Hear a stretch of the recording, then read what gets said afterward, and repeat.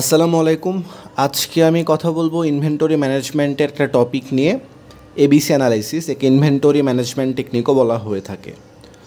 তো একটা ইনভেন্টরিতে অথবা একটা সাপ্লাই চেইন প্রসেসে অনেক রকমের সাপ্লায়ারের সাথে ডিল করতে হয়, অনেক রকম এসকিউস নিয়ে ডিল করতে হয় এবং অনেক রকম আইটেম নিয়ে ডিল করতে হয়। তো এইসব প্রোডাক্টের বা এইসব আইটেমের প্রায়োরিটি অনুযায়ী আমরা এইসব আইটেমকে ইনভেন্টরিতে সেট আপ করে থাকি। কারণ সব আইটেমের ভ্যালুস এবং সব আইটেমের কোয়ান্টিটি কোয়ালিটি একরকম না।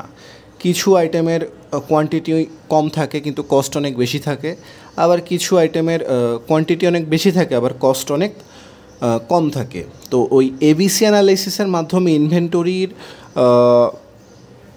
ইনভেন্টরিকে ফার্দার ক্লাসিফাই করা যায় এবং ইনভেন্টরিতে কোন কোন আইটেম ব্যবহার করা যাবে এগুলো কস্টের ওপর ডিপেন্ড করে নির্ধারণ করা হয়। তো এই এবিসি অ্যানালাইসিসটা তৈরি করা হয়েছে বেসড অন প্যারিতো ল নিয়ে, যেখানে বলা হয়েছে which says that in any large group there is significant few and significant many. তো আমি এই এবিসি অ্যানালাইসিসকে যদি ম্যাটেরিয়াল হিসাবে জাজ করি, আমি এ সেগমেন্ট, বি সেগমেন্ট এবং সি সেগমেন্ট হিসাবে এদেরকে ডিভাইড করি। তো এ সেগমেন্টের আইটেমগুলোকে মোস্ট ইম্পর্টেন্ট আইটেম বলা হয়, বি সেগমেন্টের আইটেমগুলোকে মডারেট আইটেম বলা হয় এবং সি সেগমেন্টের আইটেমগুলোকে লেস ইম্পর্টেন্ট আইটেম বলা হয়। এদেরকে আমি যদি percentage of number inventory item এবং percentage of value of the item হিসাবে জাজ করি, এ সেগমেন্টে দেখা যাচ্ছে যে পার্সেন্টেজ অফ ইনভেন্টরি আইটেম 10% এবং পার্সেন্টেজ অফ ভ্যালু আইটেম 70%। মানে প্রোডাক্টের সংখ্যা কম কিন্তু এদের ভ্যালু অনেক বেশি। সেম অ্যাজ মডারেট ইনভেন্টরিতে পার্সেন্টেজ অফ ইনভেন্টরি আইটেম 20% দেখতেছি এবং ভ্যালু অফ আইটেম দেখতেছি 20। আবার লেস ইম্পর্ট্যান্ট প্রোডাক্টে পার্সেন্টেজ অফ ইনভেন্টরি আইটেম 70 দেখতেছি এবং ভ্যালু অফ দ্য আইটেম দেখতেছি 10। মানে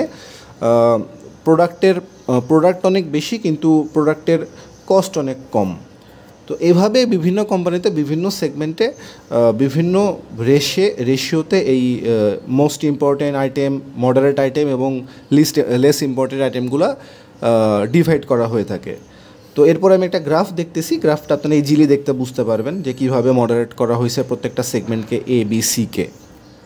এরপর যদি আমি কথা বলি এবিসি অ্যানালাইসিসের সাইলেন্ট ফিচার নিয়ে, এখানে আমি যদি প্রথমে এ সেগমেন্ট নিয়ে কথা বলি, এ সেগমেন্টের আইটেমগুলো নিয়ে কথা বলি, প্রোডাক্টগুলো খুব অ্যাকুরেট ফরকাস্ট হইতে হবে। প্রোডাক্টগুলো সিনিয়র লেভেল স্টাফের ইনভলভমেন্টের মাধ্যমে প্রোডাক্টগুলো প্লেসমেন্ট হয় বা সেট আপ হয়। একটা strict degree of control maintain করা হয় প্রোডাক্টগুলোর ক্ষেত্রে বা আইটেমগুলোর ক্ষেত্রে। এরপর যদি আমি বি সেগমেন্ট নিয়ে কথা বলি, অ্যাপ্রক্সিমেট একটা ফরকাস্ট করা হয়। মিডল লেভেল স্টাফের ইনভলভমেন্টের মাধ্যমে এদেরকে সিস্টেম করা হয়, এদেরকে সেট আপ করা হয় এবং মডারেট ডিগ্রি অফ কন্ট্রোলের মাধ্যমে এদেরকে মেনটেন করা হয়। এরপর যদি আমি সি সেগমেন্ট নিয়ে কথা বলি, এখানে কোনো ফরকাস্ট দরকার হয় না, এখানে অনেক প্রোডাক্ট থাকে। এরপর আমি যদি বলি জুনিয়র লেভেল স্টাফের ইনভলভমেন্টের মাধ্যমে এদেরকে সেট আপ করা হয় এবং রিল্যাক্স ডিগ্রি অফ কন্ট্রোলের মাধ্যমে এদেরকে মেনটেন করা হয়। কারণ এই প্রোডাক্টের প্রাচুর্য অনেক বেশি, ভ্যালু কম, কস্ট কম, তো সেজন্য জুনিয়র লেভেলের সেগমেন্টের মাধ্যমে এদেরকে সেট আপ করা হচ্ছে এবং একটা রিল্যাক্স ডিগ্রি অফ কন্ট্রোলের মাধ্যমে মেনটেন করা হচ্ছে। এরপর আমি যদি বলি why we need the ABC analysis in our inventory, আমরা কেন এটা ব্যবহার করব? To ensure the control over the cost item, মানে কস্ট আইটেমের ওপর একটা কন্ট্রোল করার জন্য আমরা এটা ব্যবহার করে থাকি। রিডিউস দ্য স্টোরেজ এক্সপেন্সেস, তো একটা ইনভেন্টরি ম্যানেজমেন্টে স্টোরেজে অনেক রকমের এক্সপেন্স হয়ে থাকে, তো এই এক্সপেন্সটা কন্ট্রোল করার জন্য আমরা এটা করে থাকি। রিসোর্স অ্যালোকেশন, বন্টন, তো এবিসি সেগমেন্টের মাধ্যমে কোন আইটেম কিভাবে বন্টন করা হবে, কোন সেগমেন্ট কিভাবে সেল করতে হবে বা কিভাবে ইনভেন্টরিতে রাখতে হবে, কতটুকু মোস্ট ইম্পর্ট্যান্ট প্রোডাক্ট হবে, কোনটুকু মডারেট ইম্পর্ট্যান্ট প্রোডাক্ট হবে, কতগুলো লেস ইম্পর্ট্যান্ট প্রোডাক্ট হবে, এই জিনিসগুলো আমরা ইজিলি অ্যালোকেট করতে পারবো এবং এটা আমাদের ইকোনমিতে একটা ভালো ভূমিকা পালন করে। আমরা ডিমান্ড ফরকাস্টের মাধ্যমে কাস্টমারের ওয়ান্ট এবং চাহিদার উপর ডিপেন্ড করে এবিসি অ্যানালাইসিসের মাধ্যমে প্রোডাক্টগুলো সিলেক্ট করতে পারি।